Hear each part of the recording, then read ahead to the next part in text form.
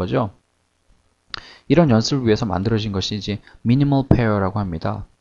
그 미니멀 페어가 이제 적당히 우리말로는 제가 뭘로 이제 번역을 할지 잘 모르겠어요. 그림을 보시면 이제 레고 장난감인데 그 왼쪽 오른쪽 애들 뭐 보면은 다른 점은 이제 흰색 헬멧이냐 뭐 하얀색 노란색이냐 흰색이냐 차이밖에 없습니다. 그래서 왼쪽 구석에 보시면요 belly, berry가 있는데 두 단어의 차이는 그 중간에 있는 소리가 L이냐 R이냐 두 가지 밖에 없죠. 이런 것처럼 그 두 단어 안에 특정 소리만 다르고 나머지는 똑같은 이 쌍들을 minimal pair라고 합니다. 그럼 이게 영어의 소리 체계 잡는데 어떻게 도움이 되느냐? 여기 간단하게 이제 게임이 있는데요. 자, 왼쪽에 이제 belly를 클릭을 하면은 belly라고 이제 그 소리가 날 것이고요. berry를 이제 클릭하면 berry가 됩니다. 그러면 이제 퀴즈 버튼을 누르면은 자, R 발음이 나오죠. berry라고 R 발음이 들렸습니다. 그러면 이제 뭐 맞췄다 하나 들어가고요. 그 다음에 뭐 belly라고 또 했는데 L 발음이라고 했는데 다시 뭐 R 발음이다 찍으면은 틀렸다라고 나오죠. 마치 주변에 원어민이 있어서 내 발음을 체크해 주는 사람이 있으면은 이렇게 아니면은 그 이 발음을 불러줄 수 있는 정확하게 발음해 줄 수 있는 사람이 있으면은 이 미니멀 페어를 쌍을 가지고 자 네가 L인지 R인지 발음을 한번 해줘. 그럼 내가 맞춰볼게. 이렇게 하면서 아니면은 그 주변에 원어민이 없거나 이제 한국에서 영어를 공부하시는 분들은 이런 컴퓨터 그 플래시 게임이죠. 게임을 통해서 소리에 대한 L과 R이 비슷하게 들리는데 계속 이런 연습을 통해서 아 L은 이 소리고 R은 이 소리야. 완전히 다른 소리야 라는 메시지를 뇌에 계속 심어줘야 된다는 겁니다. 이게 미니멀 페어 게임인데요. 이 우리말에 없는 소리 12개의 소리에 대한 미니멀 페어를 통해서 게임을 통해서 계속 뭐 아 이건 이 소리야 이건 다른 소리야. 그래서 어떤 것도 이제 새로 처음에 접하게 되면 처음에 뭐 외국 사람 보면 이 사람이 뭐 영국 사람인지 뭐 미국 사람인지 이 사람이 하는 말이 어느 나라 말인지 안 들리는데 다 같은 영어처럼만 들리는 거죠. 근데 계속 듣다 보면 아 이 소리는 이 사람은 이런 액센트가 있구나. 이 사람은 미국 영어는 영국 영어는 이렇게 다르구나 라는 감이 생기게 됩니다. 이런 감각을 기르는 연습을 해야 되는데 매일매일 영어 공부 시작할 때마다 이런 L 소리, R 소리를 계속 반복적으로 들어서 아 이게 다르구나. 이게 완전 진짜 다르게 들리는구나 라는 감각을 길러야 된다는 겁니다.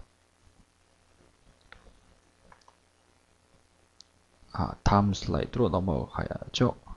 예, 두 번째는요. 또 메모를 하셔야 됩니다. 그 원인이 결과보다 더 중요하다라는 얘기인데요. 무슨 얘기냐면요. 그 두 번째 이제 영어가 안 들리는 이유 두 번째 얘기가 이제 영어의 음악성이라 그랬는데 이 음악성 때문에 생겨나는 현상들이 연음, 야금, 변화입니다. 시중에 이제 뭐 리스닝에 관련된 책들을 좀 보시다 보면은 이런 연음, 야금, 변화에 대한 규칙들을 쭉 설명해 놓은 책들이 있습니다. 근데 그런 규칙들을 그 외웠다고 해서 이런 영어의 리듬감이 생기는 건 절대로 아닙니다. 그래서 더 중요한 거는요. 내가 말을 해야 영어가 들리기 시작한다는 이제 이런 전제에서 시작을 하니까요. 영어의 리듬감을 내가 먼저 갖고 있어야 이런 연음, 야금이 내가 말할 때도 자연스럽게 나오게 되고요. 내가 발음을 이렇게 부드럽게 할 수 있어야 자연스럽게 할 수 있어야 음악처럼요. 들리는 건데 이 연습을 위해서는 리듬 읽기라는 연습이 있습니다. 이게 고무줄입니다. 이게 조금 두꺼운 고무줄이죠. 고무 밴드인데요. 이 고무 밴드를 하나 준비를 하시고요. 그 글을 읽을 때마다 문장의 중요한 키워드를 딱 표시를 합니다. 이제 밑에 여기 예문에서는 time하고 practice 밑에 이제 빨간 점들이 찍혀 있는데 고무줄을 양 엄지손가락에 끼고요. 그 time하고 practice가 나올 때쯤에 고무줄을 길게 잡아당깁니다. 그러면서 읽을 때도요. It's time for practice. It's time for practice. 이런 것처럼 고무줄을 길게 당기면서 목소리도 크게 하고 그 약간 높이도 높게 하면서 강조를 하는 연습을 하는 겁니다. 그러면은 그 고무줄을 길게 천천히 당기다 보면요. 자연스럽게 time과 practice를 강하게 읽게 되고 it's a, for 이런 중요하지 않은 말들은 time과 practice 사이에 있는 말들은 약하고 부드럽고 그 빨리 읽게 연습이 되는데요. 이 고무줄을 왜 끼고 하느냐고 하면요.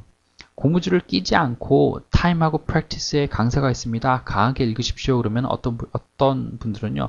It's time for practice. It's time for practice. 이렇게 짧게 끊어버리시는 분도 계세요. 근데 영어를 이렇게 끊어서 읽지를 않습니다. 한 문장을 완전히 한 번에 다 부드럽게 읽어버리는 거죠. 그래서 고무줄을 끼고 연습을 하면 뭐가 좋으냐면요. 이런 자연스럽게 강세가 있는 부분들을 강하지만 길게 부드럽게 읽는 연습이 되는 겁니다. 뭐 아주 쉬운 장난처럼 들리는 연습인데 굉장히 도움이 많이 됩니다. 그래서 고무줄을 끼고 문장을 읽을 때마다 It's time for practice. It's time for practice. 이제 길게 강하게 읽으시기 바랍니다. 그러면은 도대체 문장을 내가 읽을 때마다 당신이 알려주는 대로 고무줄 끼고 연습은 하겠는데 도대체 문장에 어디에다 강세를 둬야 되느냐 이렇게 여쭤보실 수도 있죠. 예, 당연한 얘기입니다. 일반적으로 항상 그런 건 아니지만요. 일반적으로 이제 content words라고 하는 내용어에 강세를 두게 됩니다. 이런 용어들은 외우실 필요는 없고요.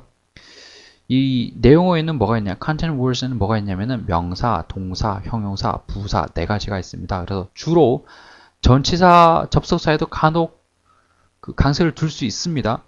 그렇지만 일반적으로 얘기할 때 이런 네 가지 문장 성분에 강세를 둔다는 겁니다. 그러면 강세를 두는 거는 무슨 의미를 갖길래 이렇게 강조를 하느냐? 강세에 따라서 의미가 완전히 달라질 수 있습니다. 그래서 여기 English teacher에서 이제 English 밑에 강세가 있습니다. 그래서 English를 강하게 읽으면요.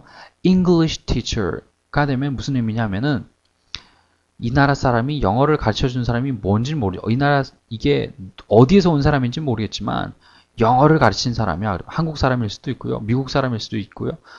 국적은 모르겠지만 하여튼 가르치는 건 영어라는 겁니다. 그런데 English teacher라고 teacher에 강세를 두게 되면요. 무슨 과목을 가르치는지 모르겠지만 이 사람은 물 건너온 사람이야. 영국에서 물 건너온 사람이야. 라는 게 됩니다. 그래서 같은 얘기로 English book이 되면요. English book 되면은 영어에 관련된 책이란 얘기고요. English book, English book, book에 강세를 두게 되면요. 무슨 내용인지 모르겠지만 일단 영국에서 물 건너온 책이라는 겁니다. 그래서 강세를 어디에 두냐에 따라서 의미가 완전히 달라질 수 있습니다. 그래서 중요한 거죠. 그래서 리스닝 매뉴얼 1부, 2부 리스닝 매뉴얼은 제가 이제 어떻게 하면 영어를 잘 들리고 어떻게 하면 내가 영어를 잘 발음을 할 수 있을까라는 것에 대한 책인데요. 1부, 2부는 이런 이제 들리지 않는 현상과 그 현상에 대한 대답, 해답이죠. 이렇게 연습을 하셔야 됩니다라는 것이 내용입니다. 그리고 3부로 넘어가게 되면 이제 아까 말씀드렸던 우리말에 없는 12가지 소리를 어떻게 하면 내가 발음을 정확하게 할 수 있을까? 어떻게 하면 쉽게 할 수 있을까라는 것에 대한 내용이고요.